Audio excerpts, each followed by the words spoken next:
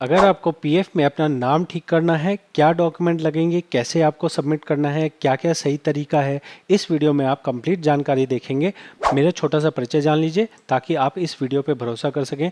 मेरा नाम सागर है, मैं पीएफ कंसल्टेंट हूँ। यहाँ जो आपको वीडियो बना के दे रहा हूँ ये 100% प्रैक्टिकल जानकारी है, कोई फर्जी जानकारी नहीं दे रहा हूँ। आप यहाँ जो देखने वाले हैं ये एक रियल जानकारी है। आप इसे ट्राई करेंगे तो 90% मैं कह सकता हूँ कि आपका काम हो जाएगा।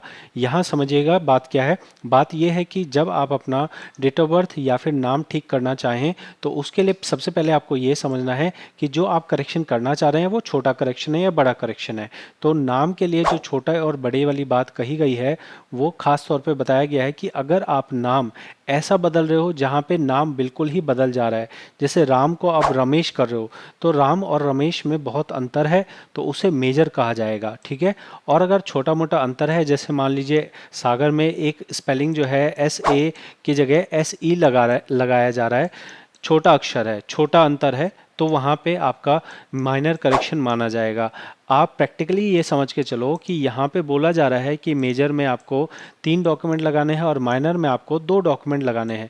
मैं कहता हूँ सारे केस में ही आपको 3 डॉक्यूमेंट मान के चलने हैं। 3 डॉक्यूमेंट ही आपको प्रैक्टिकली लगाने के लिए बोला जाएगा। यहाँ पे ये थ्योरी है, मैं आपको प्रैक्टिकल जानकारी दे रहा हूँ।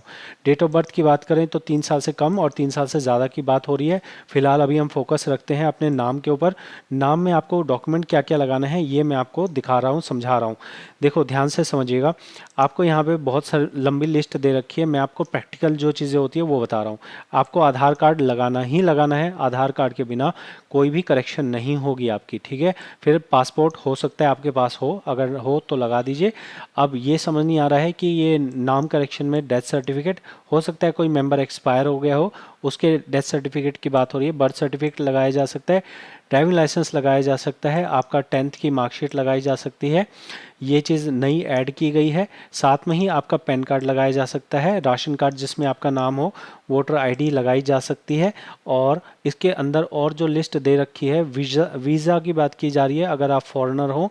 इसके अलावा और डॉक्यूमेंट्स आपके काम के शायद ही ना हो, तो मैं आपको वही डॉक्यूमेंट बता रहा हूँ जो आपके लिए बहुत ज़्यादा आसान है, बहुत ज़्यादा नॉर्मल तौर पे सबके पास है। आधार कार्ड कॉमन है बहुत, पैन कार्ड कॉमन है बहुत, वोटर आईडी कॉमन है। 3 डॉक्यूमेंट हो गए।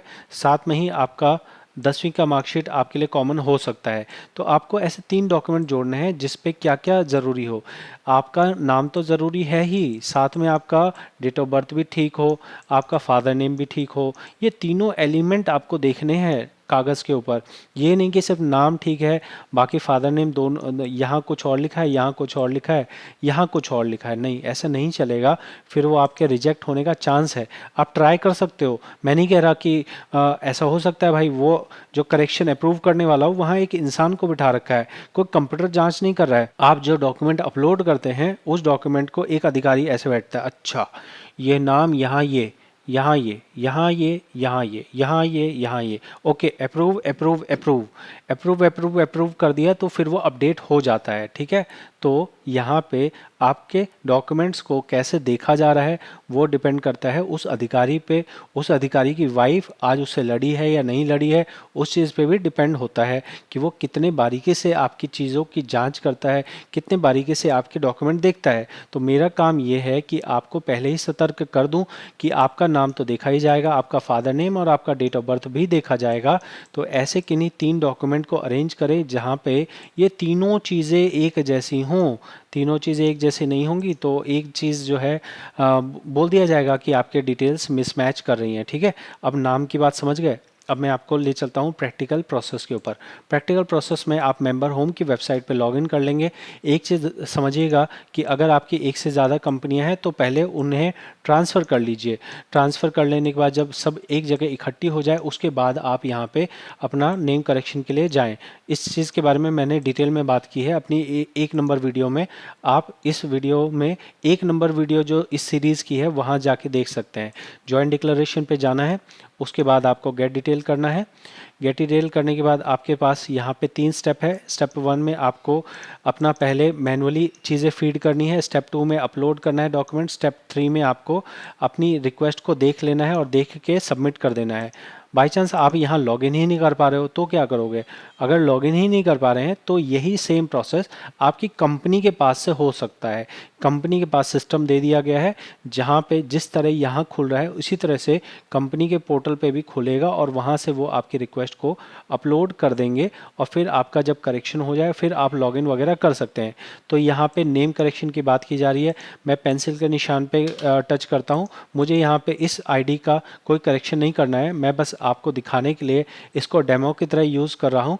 इसमें इस अकाउंट को कोई नुकसान नहीं होगा क्योंकि मैं फ़िलहाल यहाँ रिक्वेस्ट सबमिट नहीं करूँगा, मैं आपको आगे का प्रोसेस वो दिखाऊँगा।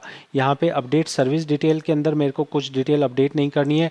आई एग्री कर दिया मैंने प्रोसीड कर दिया। अब देखिए मैंने सिर्फ 2 अक्षर बदले हैं, मैंने सिर्फ 2 अक्षर बदले हैं, लेकिन मैं अगर एक अक्षर भी बदलता तो भी यहाँ पे मेरे को 3 डॉक्यूमेंट लगाने के लिए ही कहा जाता।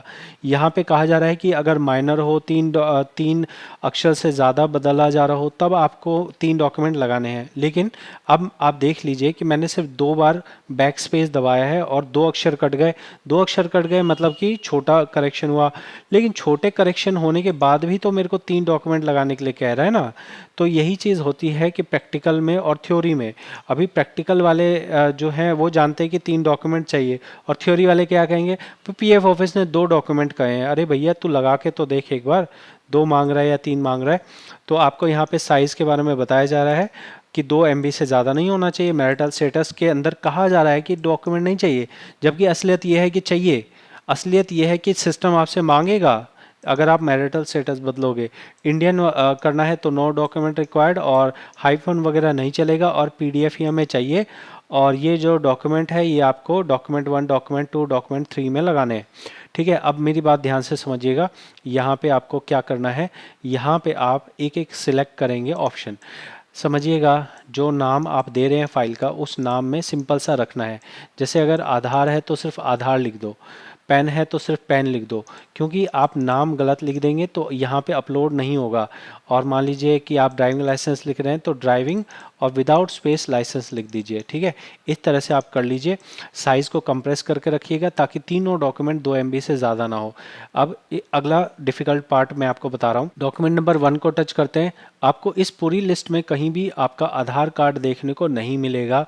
यहाँ पे ये इतने बड़े बेवकूफ़ हैं कि इन्होंने आधार कार्ड का ऑप्शन ही नहीं रखा है। हर जगह बोल रहे हैं भाई आधार कार्ड होना चाहिए, आधार कार्ड होना चाहिए, आधार कार्ड होना चाहिए, लेकिन भाई साहब इन्होंने आधार कार्ड का ऑप्शन ही नहीं रखा है। तो आप क्या करेंगे, आपको करना ये है, जो आपसे डिटेल दिख रहा है, जैसे ड्राइविंग लाइसेंस दिख गया, यहाँ ड्राइविंग लाइसेंस ले लिया आपने। उसके बाद मैं यहाँ पे कुछ भी अपलोड कर देता हूँ आपको दिखाने के मतलब से। यहाँ पे हाँ चलिए, मैंने ये एक अपलोड कर दिया। आपने ड्राइविंग लाइसेंस पहले ऑप्शन में सिलेक्ट कर दिया तो दूसरे ऑप्शन में आपको कुछ और सिलेक्ट करना है। सपोज़ मैं यहाँ पे पैन कार्ड सिलेक्ट कर देता हूँ।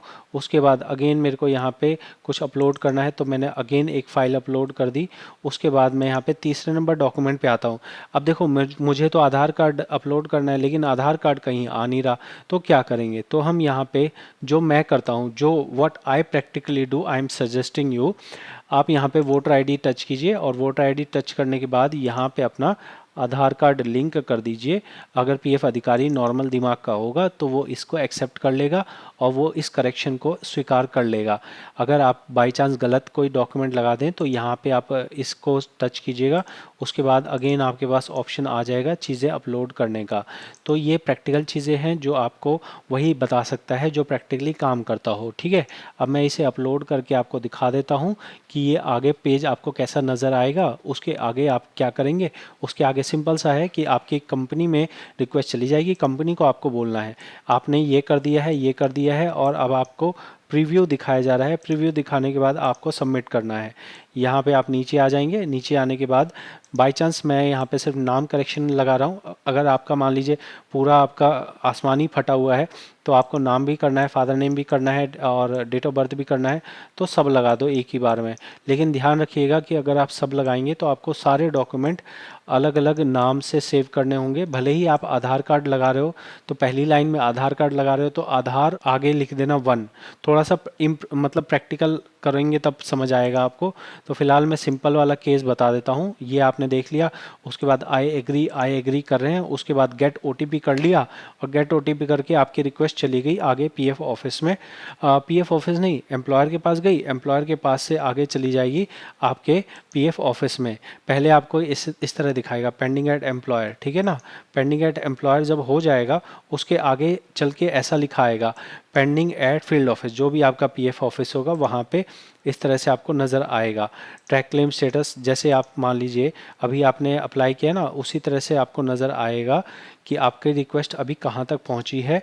जनरली इसमें टाइम कितना लगता है, इसमें टाइम लगने का पॉइंट यहाँ पे लिखा हुआ है कि पीएफ ऑफिस की तरफ से इसमें 7 दिन से मान सकते हैं कि 7 दिन से 20 दिन का टाइम, और साथ में ही पीएफ ऑफिस के साथ में ही आपके एम्प्लॉयर के लिए भी एक टाइम लिमिट सेट कर दी गई है। ऐसा ज़रूरी नहीं है कि एम्प्लॉयर उसे 7 दिन में नहीं करेगा तो उसके ऊपर जेल हो जाएगी उसको, लेकिन ये रखा गया है कि उसको बार बार एसएमएस भेजा जाएगा कि भैया तूने नहीं किया, भैया तूने नहीं किया, भैया तूने नहीं किया। अब उस भैया तूने नहीं किया एसएमएस से अगर वो पीएफ एम्प्लॉयर जो है वो परेशान हो जाए और अपने जो उसके कंसल्टेंट होंगे उसको बोल दे कि यार ऐसी ऐसी करेक्शन आई होगी, उसको अप्रूव कर दो, तब ये काम सबसे पहले एम्प्लॉयर करेगा। मान लीजिए कि एम्प्लॉयर अच्छा है, बहुत अच्छा आदमी है, एम्प्लॉयर ने मान लो 1 दिन में कर दिया, ठीक है, फिर पीएफ ऑफिस गया, पीएफ ऑफिस वाला भी आदमी बहुत ही ज़्यादा अच्छा है, 1 दिन में ही कर दिया, तो आपके 2 दिन में करेक्शन हो गई। अब मान लेते हैं कि आपके एम्प्लॉयर बहुत बेकार है, उसने 1 महीने तक अटकाए रखा, 1 महीने के बाद जाके उसने किया, तो 1 महीना ये, और मैं कहता हूँ पीएफ अधिकारी भी बहुत ज़्यादा बेकार है, 1 महीने तक आपकी रिक्वेस्ट पड़ी रही तो फिर 2 महीने लगेंगे। तो कृपया करके ऐसा मत सोचिएगा कि भैया हम इनसे पूछेंगे कि भैया आप हमने करेक्शन लगाई है कितने दिन में होगी, हमें ये बताओ। 50 क्वेश्चन तो मेरे को यही आते हैं कि हमारी कंपनी नहीं कर रही है और हमारा पीएफ ऑफिस नहीं कर रहा है, 1 महीना 2 महीना हो गया है। तो मैंने आपको चीज़ें बता दी हैं कि यहाँ पे कितना टाइम लग सकता है, क्या डॉक्यूमेंट लग सकते हैं, सारी चीज़ें A to Z बता दी। इससे ज़्यादा मेरे को आता नहीं है, इससे ज़्यादा मैं आपको बता नहीं सकता हूँ, क्योंकि मैं अपने बेस्ट तरीके से जो मैं आपको बता सकता था वो बता दिया है। अगर आपको लगा हो कि इसमें मैंने आपको मदद की है तो आप इस QR कोड पे स्कैन करके कुछ मदद कर सकते हैं। YouTube कुछ भी नहीं पे करता है, 1000 लोग देखते हैं तब जाके 35 से 40 रुपये मिलता है, 10 पैसे भी नहीं मिलते हैं एक आदमी जब वीडियो देखता है। तो आपसे रिक्वेस्ट करूँगा आप जो भी हेल्प करना चाहें वो हेल्प कर दीजिए, ताकि आपके लिए अच्छी से अच्छी वीडियो, अच्छी से अच्छी क्वालिटी वाली वीडियो प्रॉपर टाइम लगा के प्रॉपर रिसर्च करके बनाई जा सके और आप लोगों का फ़ायदा हो सके। मिलेंगे अगली वीडियो में, बहुत बहुत धन्यवाद।